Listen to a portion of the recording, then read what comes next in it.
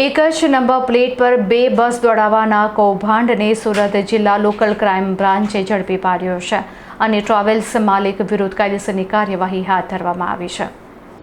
સદગુરુ શિવમ ટ્રાવેલ્સના માલિક દ્વારા એક જ રજીસ્ટ્રેશન નંબરનો ઉપયોગ બે અલગ અલગ પેસેન્જર બસ પર કરીને સરકાર સાથે છેતરપિંડી આચરવામાં આવી હતી, જેને પોલીસે ઝડપી પાડી છે. ચોક્કસ બાતમીના આધારે એલસીબીની ટીમે તપાસ હાથ ધરી હતી, જેમાં જાણવા મળ્યું હતું કે સદગુરુ શિવમ ટ્રાવેલ્સની બે પેસેન્જર બસો એક જ રજીસ્ટ્રેશન નંબર હેઠળ રસ્તા પર દોડતી હતી. પોલીસે આ બંને બસોને જપ્ત કરી કાયદેસરની કાર્યવાહી હાથ ધરી છે. આ સાથે જ બસના ચાલક બિજલભાઈ ભોરખિયાની ધરપકડ કરવામાં આવી છે.